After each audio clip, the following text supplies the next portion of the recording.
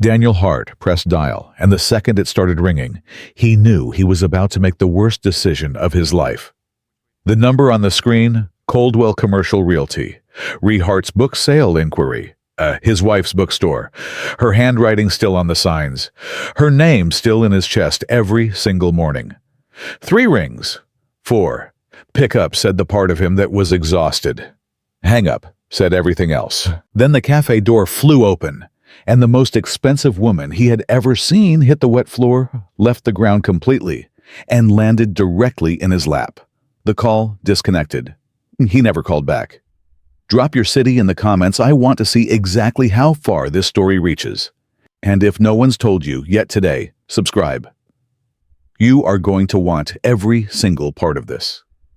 The phone rang 4 times before Daniel Hart pulled it away from his ear and stared at it. Coldwell Commercial Realty. The name sat there on the screen, calm and indifferent, like it didn't understand what it was asking him to do. He had rehearsed this call 17 times in the shower. He knew what he was going to say. I'd like to discuss listing the property.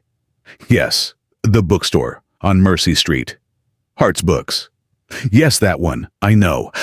I know it's a well-known yes. I just need to know the numbers. He had the words. He just couldn't get his jaw to move. It had been 3 years since Claire died. 3 years since he had stood in that store between the shelves she had painted herself, and under the signs she had hand-lettered in the back room on a Tuesday night, while Emma slept, and told himself he was going to keep it going. For her, for the neighborhood, for the 34 years of life that deserved a monument better than a headstone. 3 years of keeping it going. And now he was sitting in Marin's Cafe on a Tuesday afternoon with a real estate agent's number on his screen and a balance sheet in his jacket pocket that told a story he didn't want to hear. The cafe was quiet, jazz, low light. The smell of coffee doing the thing coffee does, pretending everything is manageable. He pressed dial. It rang once, twice. He stared at Claire's handwriting on the notepad he still kept in his jacket. A grocery list from 3 years ago. The last thing she had ever written in his presence, tucked into a pocket like a relic, like something you carry, not because it's useful, but because the alternative is unbearable. Oat milk, Cheerios, the big jar of peanut butter Emma likes. 3 items. He had memorized them. He could see her hand moving, could see the small loop she put at the bottom of every lowercase. He could hear her saying, "You never remember the peanut butter, Daniel." Every single time 4 rings. Hang up, said everything in him that still belonged to her. He hung up. He set the phone face down on the table, put both hands around his coffee cup, and breathed. He was still breathing when the door opened hard with intention. The door of someone who moved through the world like it had been arranged for their convenience, and everything changed. She came through the door talking, not to anyone in the room. To a phone pressed tight against her ear, her voice low and controlled in the way that meant controlled was doing a lot of work. She was tall, dark-haired blazer, the color of slate. The kind of put-together that isn't accidental. It's a decision every single morning, a performance of competence aimed at a specific audience. "Tell Marcus the numbers don't justify the timeline," she said into the phone. "I don't care what he told the board. Marcus told the board a story, and now we have to live inside it, and I am not, no. No, Ryan, listen to me. I am not walking into that room tomorrow without the revised projections. Get them to me by 6. She hit the wet floor near the counter. 1 second she was upright, phone to her ear, in complete command of the known world.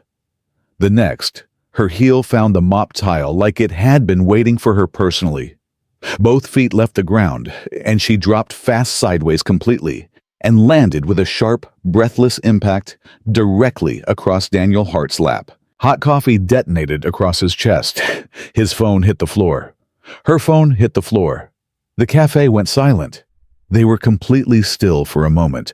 2 strangers in a configuration that neither of them had planned, her hand gripping his forearm, his hands instinctively at her waist.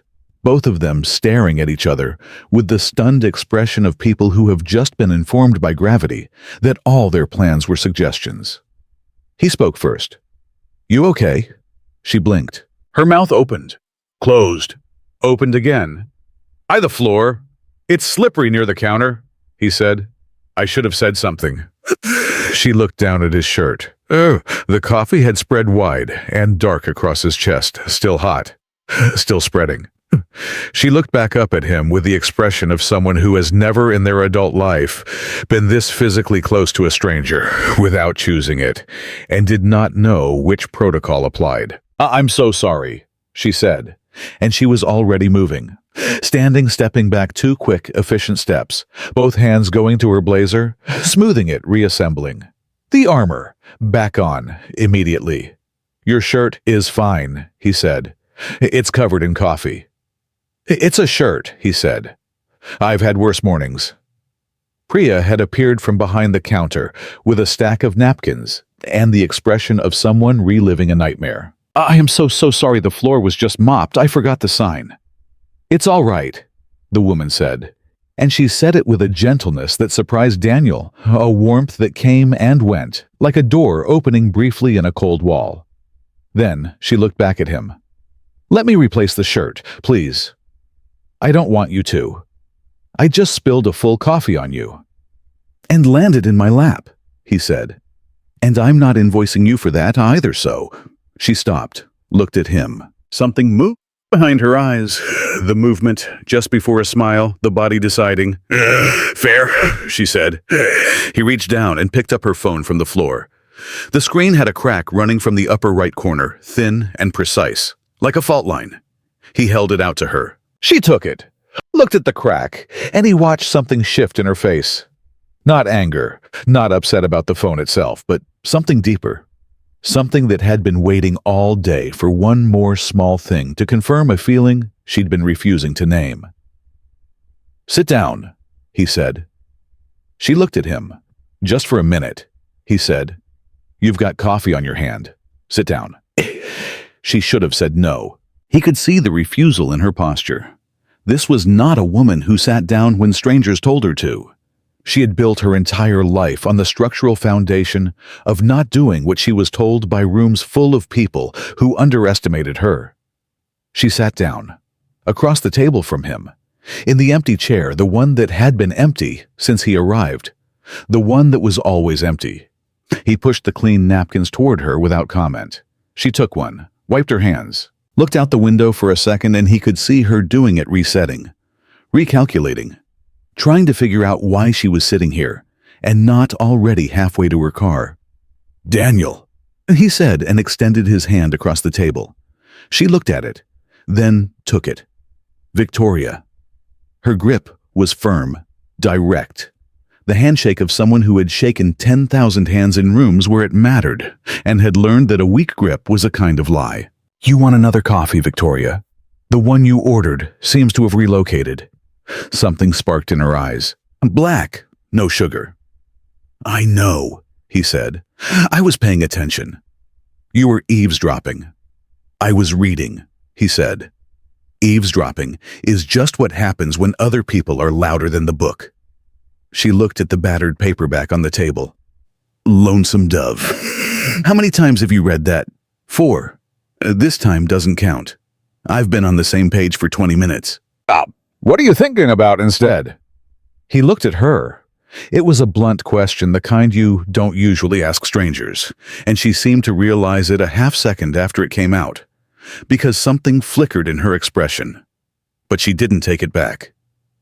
"My daughter," he said. "She said something this morning that I can't stop turning over." "How old?" "8. Emma." He paused. "She told me I smile with my mouth, but not my eyes." Victoria was quiet for a moment. Out of nowhere, over Honey Nut Cheerios. That's devastating, yeah. I was going to say perceptive. That too. Priya brought fresh coffees without being asked. She had put a small latte art leaf on Victoria's, something Marins did not typically do, and Daniel noticed it and decided he liked Priya very much. Victoria wrapped both hands around the cup, didn't drink immediately, just held it like the warmth was the point. He recognized the gesture. It was the gesture of someone who was tired in a way that sleep doesn't fix. "Rough day," he said. "Rough week. Month." She looked up at him. "Since you're asking year?" "You don't have to be honest," he said. "We just met.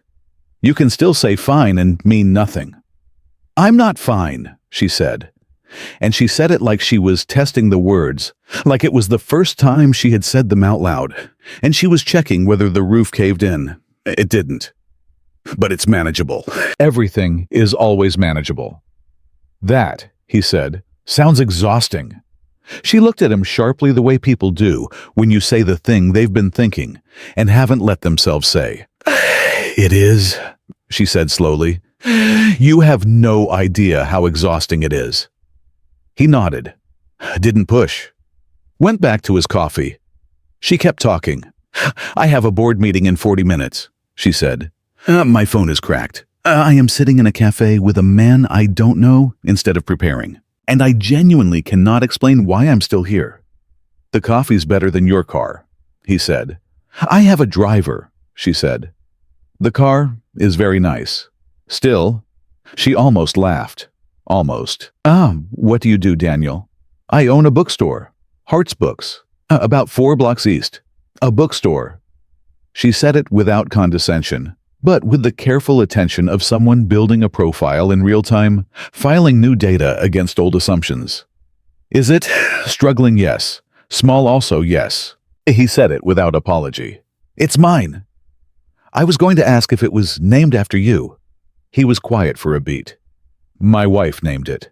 Hart's Books, our last name, but also, she liked the other meaning. She had a thing for words that carried 2 meanings at once."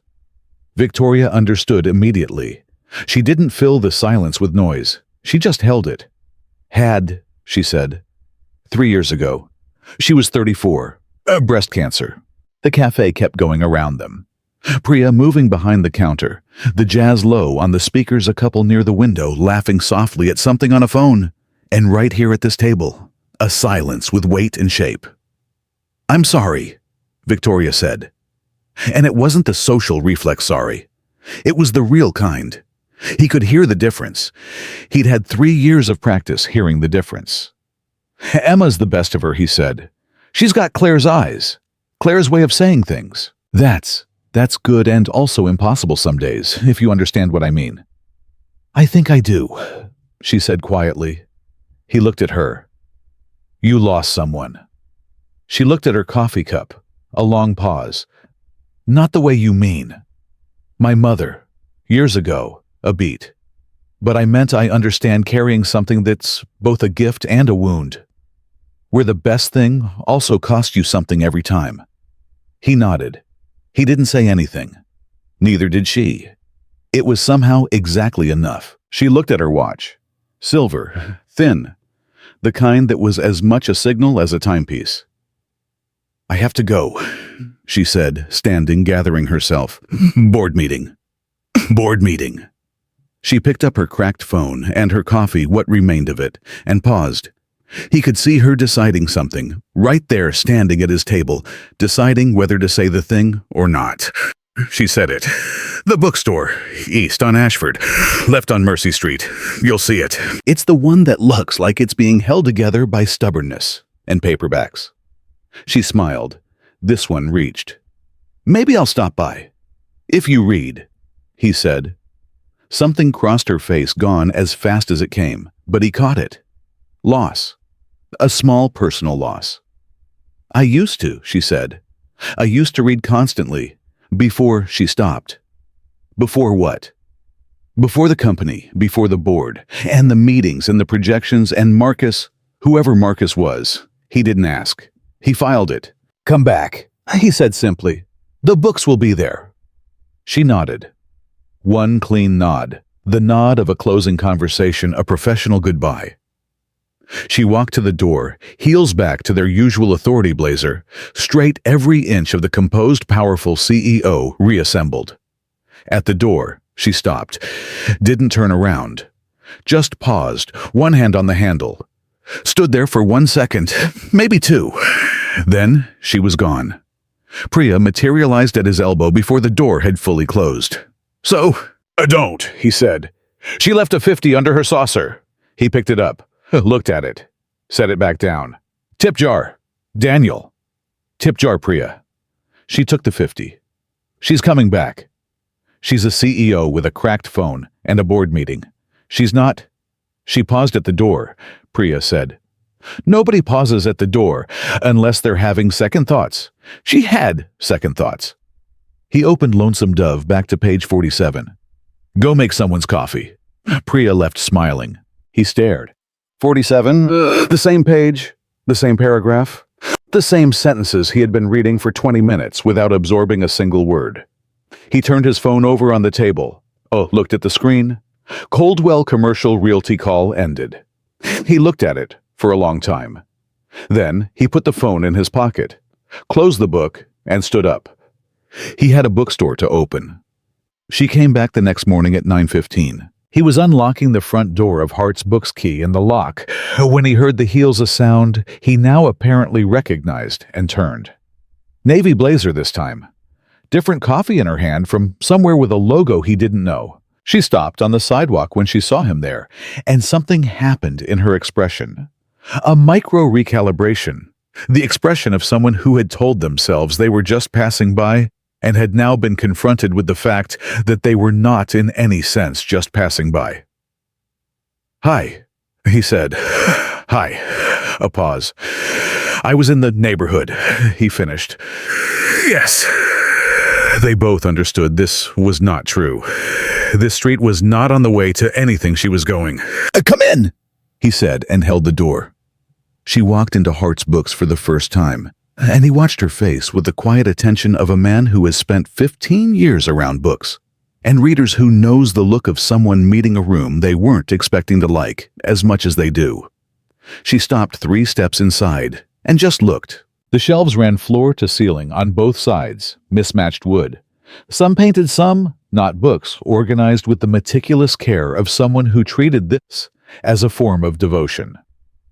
The light came through the front window at a low angle and caught the spines of 1,000 paperbacks in a way that was, he had to admit, honestly beautiful. The reading corner in the back had a couch that had seen better decades, a lamp with a slight hum, and a handwritten sign above it that said in Claire's looping script, "Sit, stay. You're not late for anything." Victoria read that sign, stood there reading it for a long moment. Your wife. Yeah.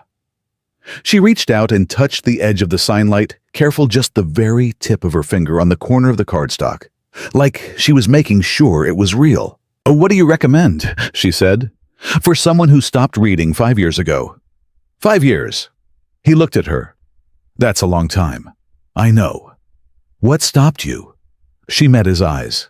Success, she said. And then with the particular quiet of someone telling you the truth they've been avoiding. The irony is not lost on me. He turned, without a word, walked to the middle shelf of the fiction section, pulled a book out without hesitation, and held it out to her. She looked at the cover. This is a story about a man and a dog. It's a story about grief, he said. And starting over. And the moment you decide to trust another living thing when every part of you says it's not worth the risk. She looked up from the cover. The dog is incidental, he said. She took the book from him and held it with both hands pressed lightly to her chest in the way you hold something you're not certain you've earned. How much? Nothing. Daniel. Victoria. First time he'd used her name. First time, and it stopped her mid-sentence. She felt that immediately he could see it. Take the book. A long pause. Then, thank you. Come back when you've finished. What if I like it? Then we'll have something to talk about. What if I don't? Then we'll have something to argue about. He shrugged. Either way, you'll have a reason to come back.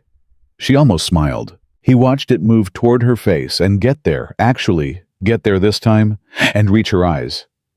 He looked away fast, back to the shelves, adjusted a book that didn't need adjusting, kept his hands moving, because the thing that had happened in his chest just then, the specific warm weight of it, the way it sat in the exact place where he had carefully maintained nothing for 3 years, that was something he needed to look at when he was alone in private with time, to properly understand what it was and what to do with it. The door opened.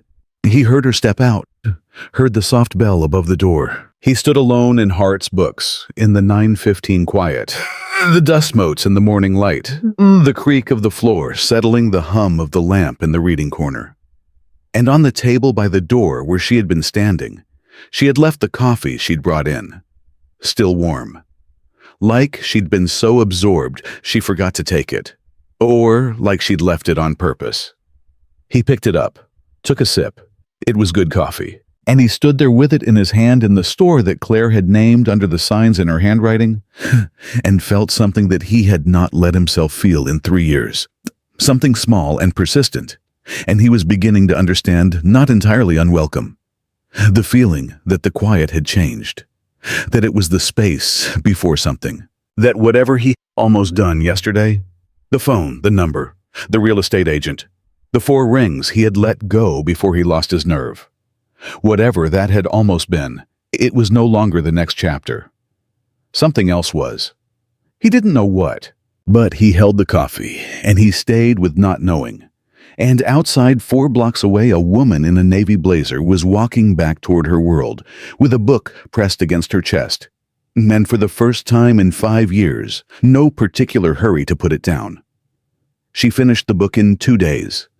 Daniel knew this, not because she told him, but because she walked back into Hart's books on a Thursday morning with the look of someone who had not slept enough and was not sorry about it. The book was in her hand, and the way she held it told him everything, spine slightly cracked.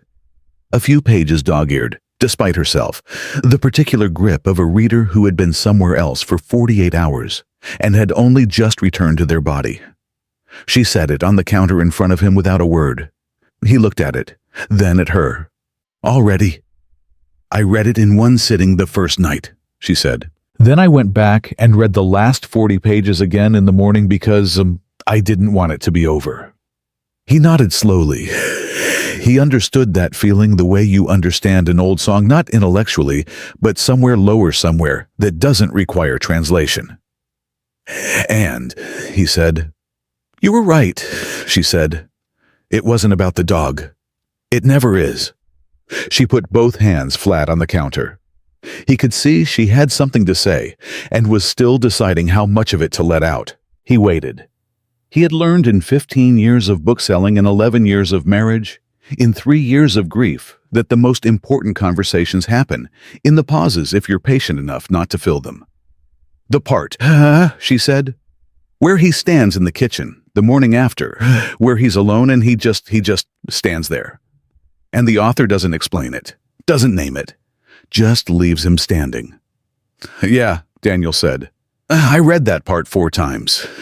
I know that part well." She looked at him. "Because of Claire.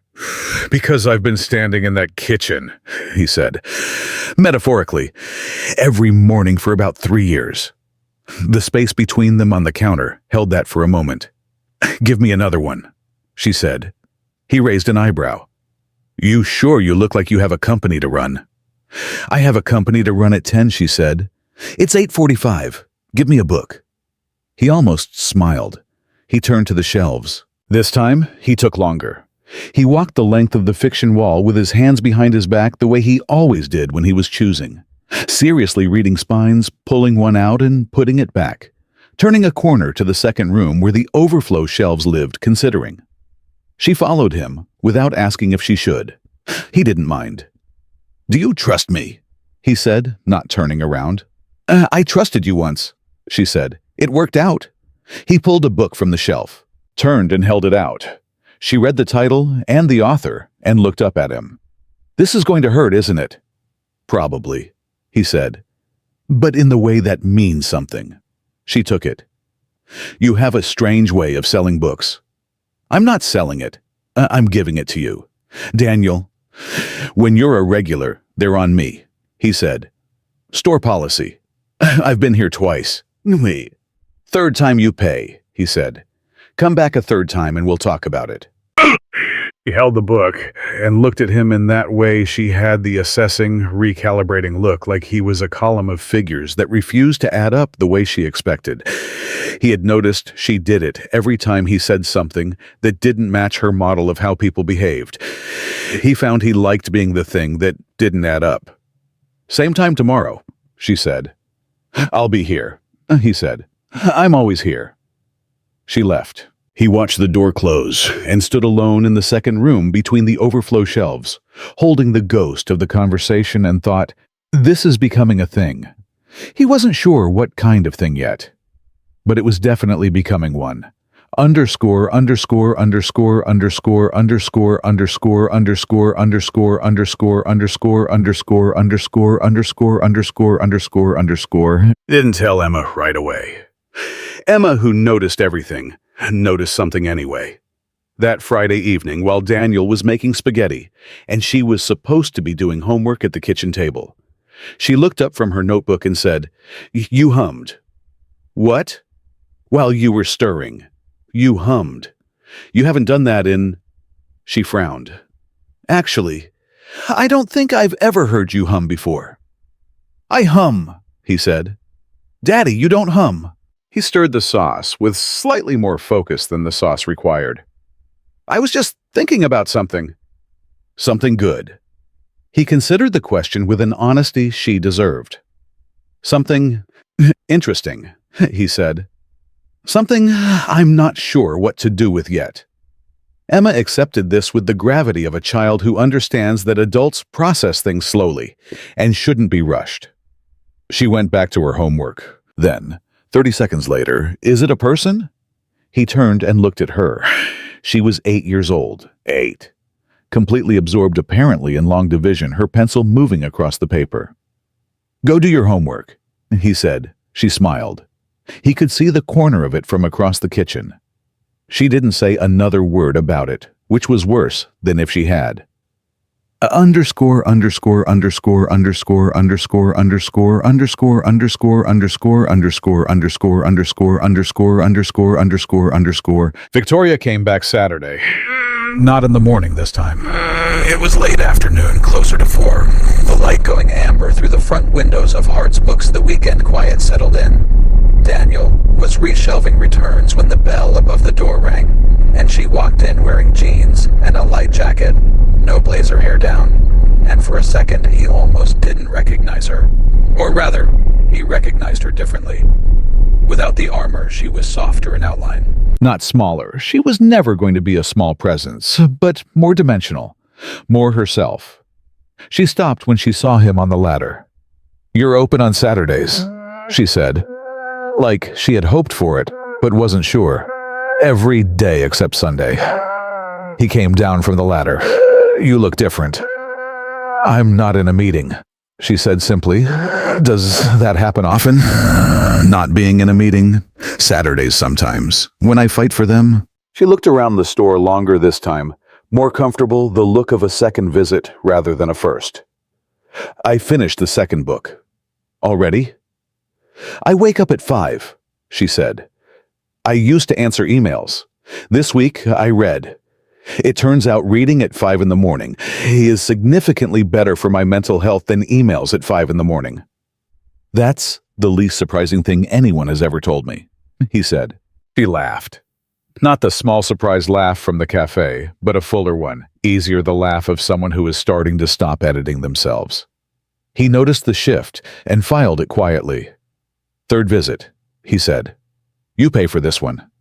"Finally," she said. "I was starting to feel like a charity case." "You were starting to feel like a regular," he said. "Those are different things." She walked toward the shelves. He followed at a slight distance, not crowding. She ran her fingers along the spines, slowly reading titles, occasionally pulling one out an inch and pushing it back. "What was she like?" Victoria said. Not looking at him, looking at the books. He knew who she meant. He paused. "Claire." "You don't have to—" "Oh, no," he said. "It's okay." He thought about it the way he always did when he was reaching for Claire, carefully, like picking up something that could break. "She was loud," he said finally. "In a good way. The best way. She walked into a room and you knew it. She had this laugh that she couldn't control. It would just get away from her, and she'd try to pull it back, and that would make it worse." He paused. "And she was stubborn. God, she was stubborn. About the dumbest things." She would argue with a menu, but she was also the most generous person I have ever known. She gave people more grace than they deserved. Always. Victoria had stopped moving along the shelves. She was listening the way you listen when you understand you are being given something rare. "She sounds like someone you're still in love with," she said. Quiet. No judgment in it. "Yeah," he said. "I am. I don't know how that works exactly. Whether that goes away or whether you just learn to carry it differently." "I don't think it goes away," she said. "You sound sure." She looked at him. "My mother died when I was 22, just before I started the company, and there are days I am still so angry at her for not being here to see what I built." A pause. "And I know she would have told me to slow down. And I know she would have been right. And I am still angry." He nodded. "The grief and the love are the same thing," he said. "That's the part nobody warns you about." She looked at him for a long moment.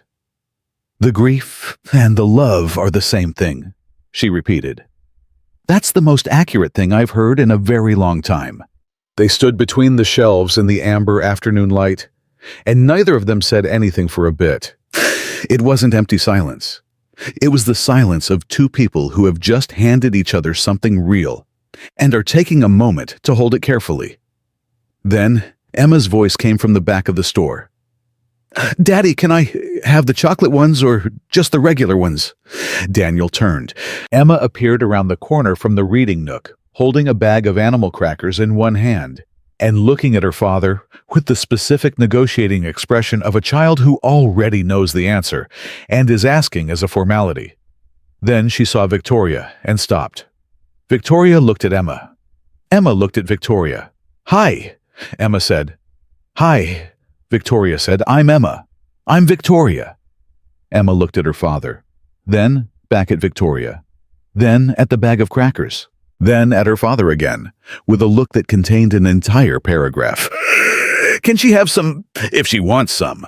Daniel said carefully. Emma held the bag out toward Victoria with both hands, the formal offering of a child who has decided to include you. "They're animals. I always bite the heads off first because my friend Lily says that's messed up. But I think it's just efficient." Victoria took a cracker from the bag. "I think efficiency is underrated," she said. Emma beamed. She looked at her father one more time, and the look on her face was so transparent, so entirely unguarded that Daniel had to look slightly away from it. Because Emma's face in that moment said, "Oh, her. I like her. Can we keep her 8 years old?" Devastatingly perceptive. "Chocolate ones," Daniel said to Emma. "1 pack, then homework." Emma retreated to the back of the store, with a satisfaction that was audible in her footsteps.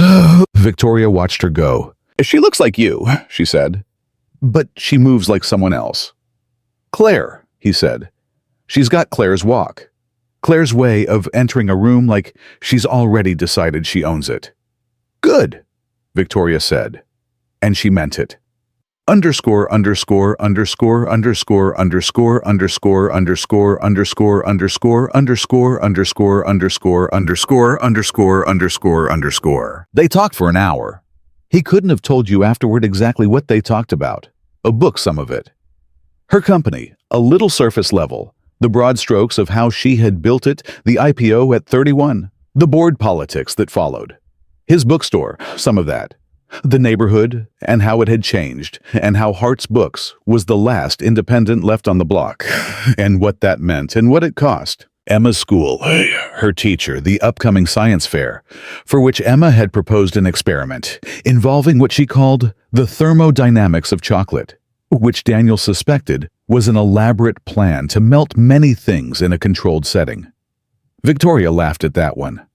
The real laugh. The laugh she couldn't pull back. "Let her do it," Victoria said. "I'm going to end up with caramel on the ceiling." "Probably. But she'll remember it forever." He looked at her. "You're good with her." "I like her," Victoria said, simply. No performance in it. "She likes you too," he said. "Trust me, you'd know if she didn't." Emma has the world's most transparent opinion of every adult she meets. Her teachers call it spirited. What do you call it? Terrifying, he said. And wonderful. Both, she agreed. They're usually both. At some point, the light outside had gone from amber to blue-gray, the particular color of early evening and late autumn. And Victoria looked at her watch and did the thing he was starting to recognize, the visible recalibration, the return to the other version of herself, the one with the schedule. "I've been here 2 hours," she said with the tone of someone who has found an error in a spreadsheet. "You have," he confirmed. "I was going to be here 20 minutes. "I know. You came in looking like 20 minutes. She looked at him. What does 20 minutes look like? Efficient, contained, already half out the door. And now, he considered. Now, you look like someone who forgot to count. She looked at him for a long moment. Then she looked down and picked up the book she had chosen. She had found it herself this time without asking him which he had noticed, and quietly approved and tucked it under her arm. "How much?" $18. She opened her wallet, then stopped. "You're not going to do the thing where you refuse to let me pay again." "Third visit," he said. "Store policy." She paid him. Her hand brushed his when she handed over the bills, and neither of them made anything of it, and both of them were very aware of it. "Same time next week," she said. "I thought you'd be here in 2 days." "I probably will," she said. "But I'm trying to be realistic about my impulse control." He smiled, and it reached his eyes. He felt it reach his eyes, the unfamiliar warmth of it, the way it moved differently than the mouth-only version he'd been distributing for 3 years. She saw it. He knew she saw it, because something shifted in her face, a kind of quiet recognition, like she had been watching for something, and had just caught a glimpse of it. She left. He locked the door behind her, and stood in the store in the early dark, Emma's crackers on the counter, and Claire's signs on the walls, and $18 in the register. From the back, "Daddy." "Yeah." "Is she going to come back?" He looked at the door. "Yeah," he said. "I think she is." "Good," said Emma. Underscore, underscore, underscore, underscore, underscore, underscore, underscore, underscore, underscore, underscore, underscore, underscore, underscore, underscore, underscore, underscore. She came back Tuesday, and Thursday, and the following Monday.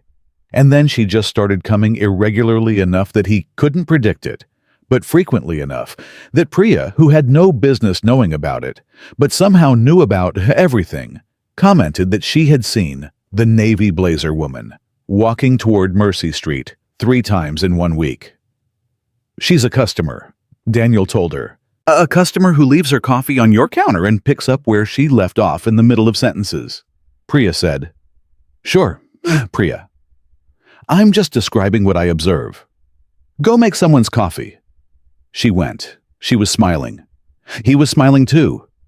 He stopped to check the smile, confirmed that it was using the eyes. Noted, filed. Not sure what to do with it, but noted. Underscore, underscore, underscore, underscore, underscore, underscore, underscore, underscore, underscore, underscore, underscore, underscore, underscore, underscore, underscore, underscore. The thing Daniel had not told Victoria, the thing he had not told anyone, except his accountant, and the real estate agent's voicemail, was that Hart's books had approximately 11 weeks of operating margin left. 11 weeks before the math stopped working. Before the rent, the utilities, the wholesale invoices, the insurance, the 1,000 quiet costs of keeping a physical bookstore alive in a world that had mostly decided physical bookstores were a beautiful inconvenience, before all of it added up to a number he couldn't cover. He had run the numbers 6 times. The numbers did not change when you ran them again. That was the particular cruelty of numbers. He had not called Coldwell Commercial Realty back. He kept not calling. Every morning he woke up, and the number sat in his recent calls, and he thought, not today. Not today, because today Emma had her science fair meeting after school, and he needed to pick her up at 4. Not today, because he had a new shipment of fall titles to process. Not today, because if he was honest, if he was really honest, because some part of him had started associating that store with something other than grief and obligation, And he didn't know how to sell that feeling along with the property. He told himself this was about Claire. He was fairly sure by week 3 that it was not entirely about Claire. Underscore, underscore, underscore, underscore, underscore, underscore, underscore, underscore, underscore, underscore, underscore, underscore, underscore, underscore, underscore, underscore. The conversation that changed things happened on a Wednesday. Victoria had come in at noon blazer on the full professional armor, straight from something that had not gone well. He could read her now after 3 weeks of irregular visits. The particular set of her jaw, when a meeting had gone sideways. The way she held her coffee cup when she was working something through. She walked in, said hi, walked to the fiction wall and stood there not reading anything for about 90 seconds. "What happened?" he said. "Bored," she said. One word, like a door slamming. "They push back on something. They push back on everything," she said. "That's what boards do. But today," she stopped. Pulled out a book, looked at the cover, put it back. Today, one of them said in front of the full table that he had concerns about whether my personal stability was affecting my decision-making. Daniel was quiet for a moment. "Personal stability. I'm single," she said. I haven't had a serious relationship in 4 years. Apparently, that registers as a liability in certain boardrooms. That's insane." "That's a Tuesday," she said. "In my world, that's just a Tuesday." Victoria. "I built that company," she said. And her voice had an edge in it, now sharp and hot. The voice of someone who has been questioned in a room where they are the most qualified person and has been doing it long enough to know that the rage never fully metabolizes. "I built it from a kitchen table and a $15,000 loan from my mother's life insurance. I took it public at 31. I have 340 employees and..." She stopped herself, exhaled. "Sorry. Don't apologize," he said. "I'm venting at a bookseller." "You're talking to a person," he said. "There's a difference." She looked at him. The edge softened. Not gone, she was not someone who let things go quickly. He had figured that out, but softened. "I don't usually do this," she said. "Talk about it. Outside of I have a lawyer, and I have a CFO, and I have an assistant who knows everything and says nothing. I don't usually just, talk. Why not?" She considered the question seriously, the way she considered everything seriously, like it deserved the same rigor as a financial projection. "Because vulnerability is expensive in my industry," she said. "Every time you show someone where the soft parts are, it ends up in a room where it can be used." "I'm not in a room," he said. "I'm in a bookstore." She looked around. The shelves, the creak of the floor, Claire's signs. "Yes," she said, "you are. And nothing you say here ends up anywhere else," he said. "That's another store policy." She was quiet for a long moment. Then she looked at him with an expression he hadn't seen before. An expression he could only describe as the look of someone lowering a drawbridge. Not all the way, not recklessly, but by choice, deliberately. "I'm tired," she said. "I don't mean today. I mean in general. I'm tired of the performance, of being on every minute of every day, of the thing where the second I show any uncertainty, the room decides it means weakness." "That sounds lonely," he said. The word landed. He saw it land, saw the exact moment it hit, the slight change in her breathing, the way she looked down for just a second. "It is," she said, quietly. "It's very lonely." He didn't rush toward that, didn't try to fix it, or soften it, or wrap it in something more comfortable. He just let it be true the way you let a hard thing be true when someone has trusted you with it. You don't argue with it. You don't minimize it. You just say by staying, "I hear you. I'm not leaving." "For what it's worth," he said after a moment. "From where I'm standing, you're not unstable. You're someone carrying a very heavy thing without asking anyone to help. That's not the same as falling apart." She looked at him. "How do you do that?" "What?" "Say the exact right thing." 15 years of selling books," he said. "You learn that the right words are usually the simple ones." She almost laughed. Almost. "But What she did instead was look at him with something that was past the laugh, past the surface of the moment. And he looked back, and they were standing 4 feet apart in the middle of Hart's books at noon on a Wednesday. And the quiet was a different kind of quiet again. "Daniel," she said. "Yeah." "Thank you." "For what?" She looked around the store, back at him. "For this. All of this.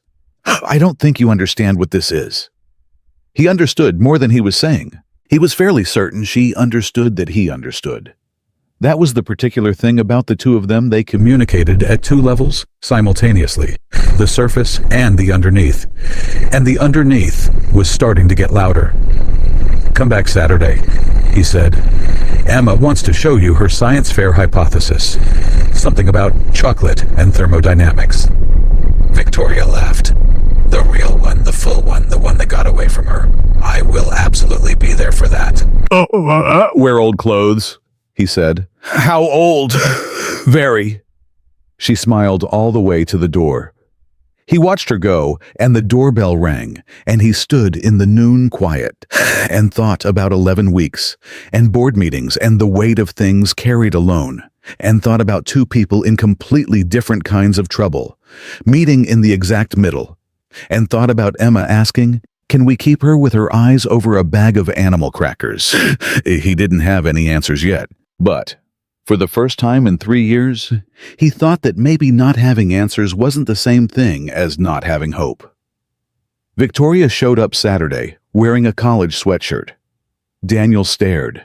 He couldn't help it.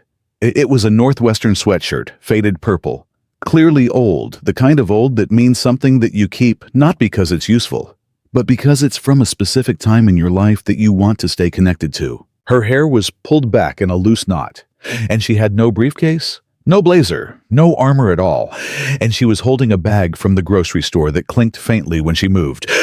"What's in the bag?" he said. "Chocolate," she said. "Various kinds, for science." He stepped back from the door and let her in.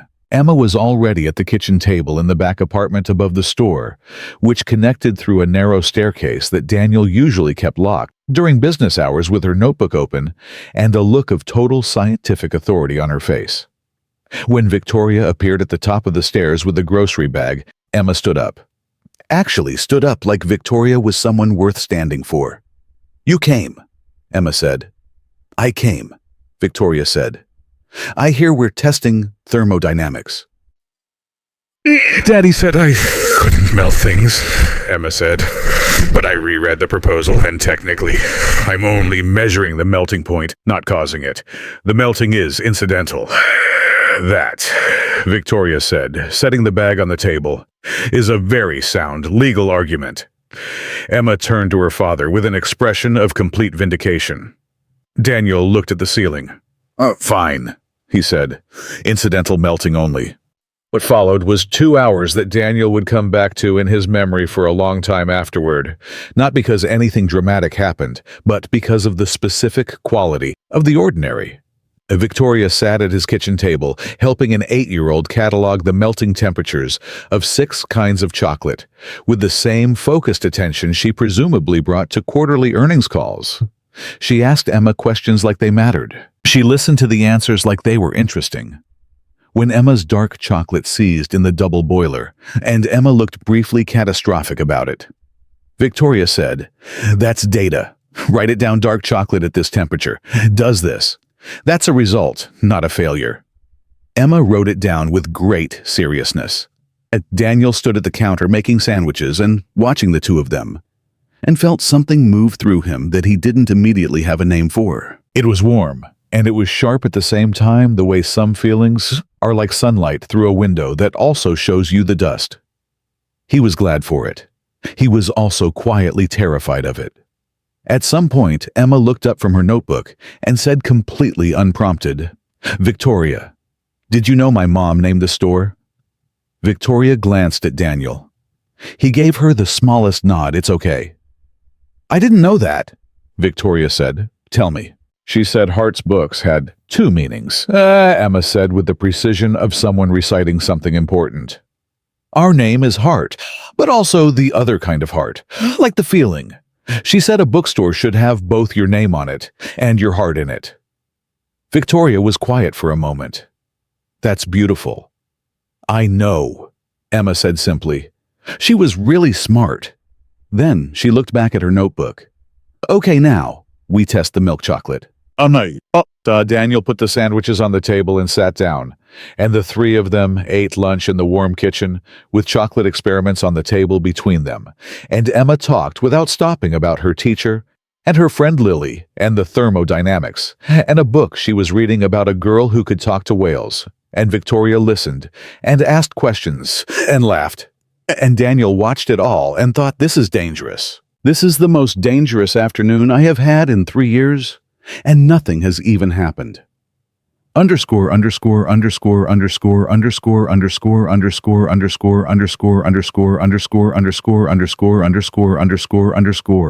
had happened. That was the thing. And also the thing was happening. Both of these were true simultaneously, which was he was finding the nature of something real, as opposed to something manufactured. You didn't get a moment. You got accumulation. Day by day, visit by visit, conversation by conversation, until one morning you woke up, and the accumulation had weight and shape, and there was no longer any honest way to call it nothing. He called his sister in Ohio that evening after Emma was in bed. His sister Margot was 3 years older, and had been gently, persistently worried about him since Claire died. Not in a smothering way, but in the way of someone who checks in regularly and says what she means and doesn't pretend things are fine when they aren't. There's someone, he said, before she could ask anything. A pause. Define someone. A woman. She came into the store. Daniel. Her voice had done something warm and careful at the same time. Tell me. He told her. The café, the lap, the coffee, the books, the visits the Saturday afternoon with Emma, and the chocolate. He told her the whole thing without editorializing, and she listened without interrupting, which was unusual for Margot, and when he was done, she was quiet for a moment. What are you scared of? She said. Everything, he said. Be specific. He thought about it. That it's too soon. That Emma gets attached. That I get attached. That it's that what Claire and I had was specific to us, and that trying again means, I don't know, like I'm revising something that shouldn't be revised. Daniel, Margot said. Loving someone again doesn't rewrite what you had with Claire. It's not a replacement. It's not a betrayal. It's just you still alive, doing what living people do. He didn't say anything. Claire would not want you standing in that kitchen forever, Margot said. You know that. Emma said the same thing. Emma is smarter than both of us. He almost laughed. It might not even be anything.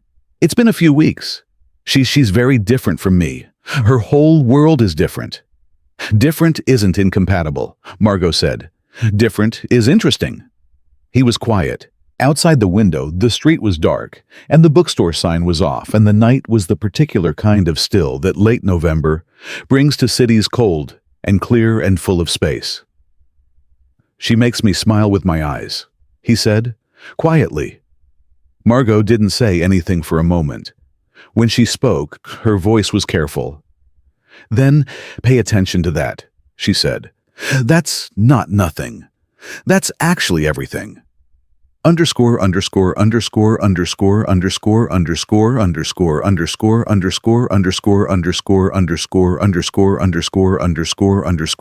would have gone on paying attention quietly, privately, at a careful pace that matched his general approach to things he wasn't sure about, which was to observe, from a slight distance, until understanding arrived. He would have done that. Then the letter came. It arrived in the store's mail on a Monday morning, in a white envelope, with the landlord's property management company in the return address, and Daniel opened it with the specific dread of someone who already knows the category of news before he reads it. He was right. His landlord, who had owned the building since 1987, and had always been fair, always been human about late months, always seemed to understand that Hart's Books was part of something the neighborhood needed, had sold the building. The new owner was a commercial development group with a name like an acronym and an address in a city 3 states away. His lease expired in 14 weeks. They would not be renewing it. He sat down on the stool behind the counter and read the letter twice. 14 weeks. He'd had 11. Now it didn't matter even if he found the operating margin. There was no lease at the end of it.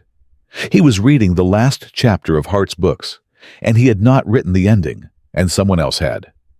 He sat there for a long time. Priya came in at 10 and read the situation in his face before she read the letter and said, "Oh, Daniel," in the way that doesn't require any follow-up. He told her he'd figure it out. He didn't know if that was true. Underscore, underscore, underscore, underscore, underscore, underscore, underscore, underscore, underscore, underscore, underscore, underscore, underscore, underscore, underscore, underscore. He didn't tell Victoria that week. She came in Wednesday and they talked for an hour. A good hour, easy and real. She was 2/3 through a novel he'd given her and had opinions, and he had counter-arguments.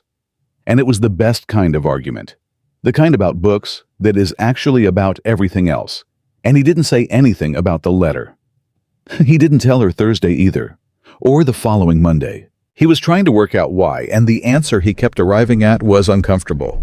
Because what they had built here in the store in these conversations was something he didn't want to introduce difficulty into, which was he recognized the logic of a person protecting something fragile, which meant he thought it was fragile, which meant he was not as certain as he sometimes felt about what the ground under his feet was made of. The second reason, quieter and harder to admit, was this: Victoria had confided in him about her bored, her loneliness, the exhaustion of performing competence every day. He had been the steady one, the grounded one, the man with the bookstore and the easy wisdom. He did not know what happened to that dynamic if he walked in one day and said, "I'm losing everything I own in 14 weeks, and I don't know what to do." He was not proud of this reasoning, but it was honest. Underscore, underscore, underscore, underscore, underscore, underscore, underscore, underscore, underscore, underscore, underscore, underscore, underscore, underscore, underscore, underscore. Victoria told him about the gala on a Friday. She had been standing at the new arrivals table, turning a book over in her hands, and she said it with the careful tone of someone asking a question they haven't decided is a good idea. "There's a charity event. Next Saturday, the Whitmore Foundation. Arts and literacy. It's actually something I care about, not just the usual." She stopped. "I have a table. I'm supposed to bring, I always bring people from the company. And this year, I don't want to." "You don't want to bring your company people." "I want to bring someone who will tell me if I have spinach in my teeth and mean it," she said. "Someone who won't be working an angle." "Victoria, I know what I'm asking," she said. I know this isn't nothing asking this. I want you to know I know that." He looked at her. She was looking at the book in her hands, not at him. And he understood that this was courage. This specific, uncomfortable, quietly terrifying kind of courage. The kind that looks like a casual question about a charity event, and is actually neither casual nor about the event. "I'll need to get someone to watch Emma," he said. She looked up. "Margot can probably do Saturday," he said. "She keeps telling me she wants to visit."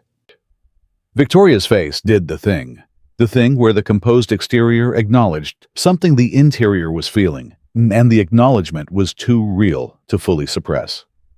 "Are you sure? You asked me honestly," he said. "I'm answering honestly. Yeah, I'll go."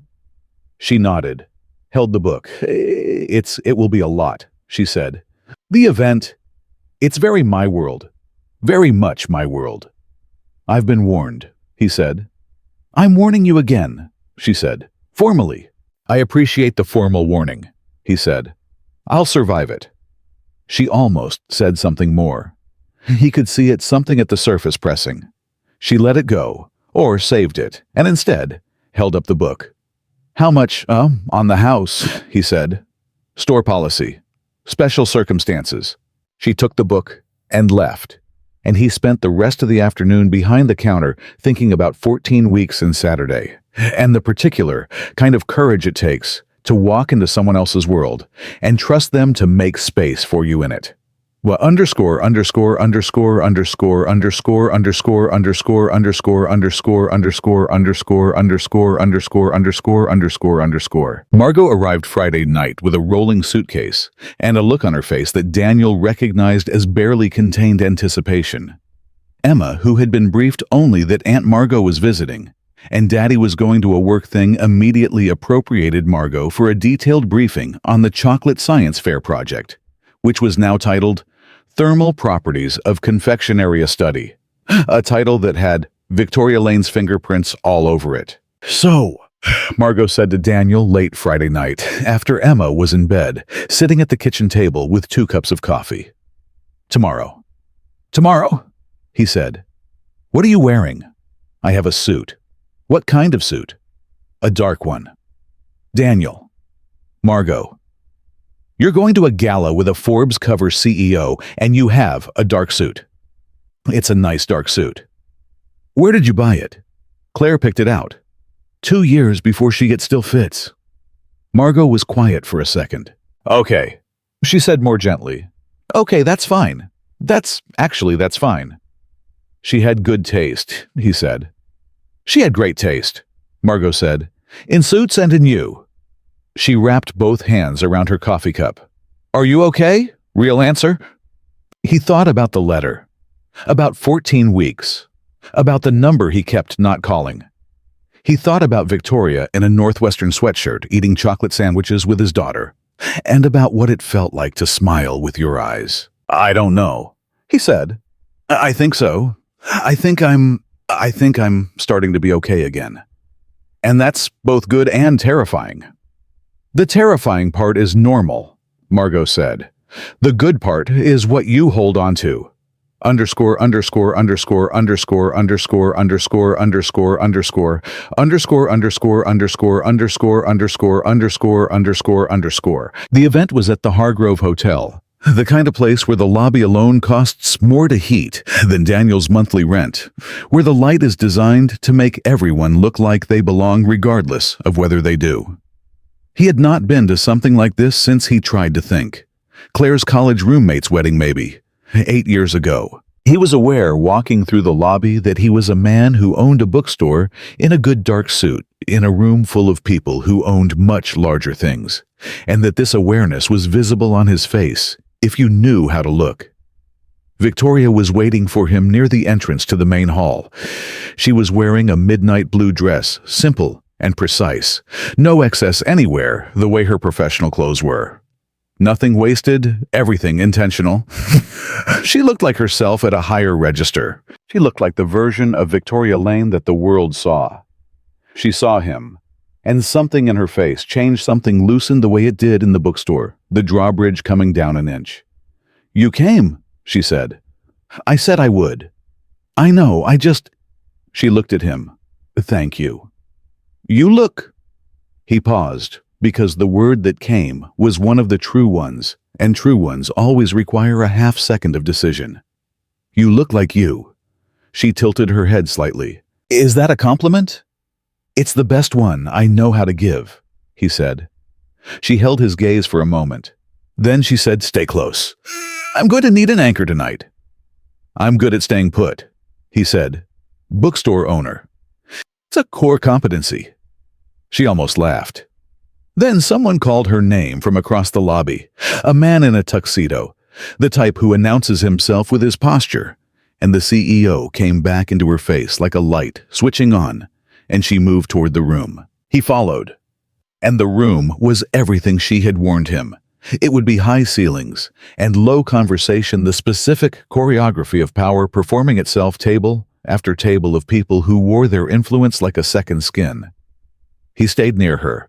She moved through it with the ease of someone who had been navigating these rooms for 20 years, and he watched how she did it. The handshakes, the 2-second read of every new face, the way she calibrated her warmth, precisely, never overgiving, never dismissive. And every few minutes in the space between conversations, she would turn to him. Just turn. Just check not a full sentence, just a look that said still there. And he would nod or say something small, and she would go back in. It was the most intimate thing in the room, and no one around them understood what they were watching. At dinner, he sat beside her, and she leaned over at one point and said very quietly, "The man at the end of the table, gray hair, blue tie, he's the one who made the remark about my personal stability." Daniel looked, then back at her. He seems like someone who has never once been right about anything and has never once known it. She pressed her lips together to hold back the laugh. He could feel her shoulders relax beside him. "You have no idea how much I needed someone to say that." "It's clearly true," he said. "Anyone can see it. Not everyone says it." "I'm not everyone," he said. She looked at him.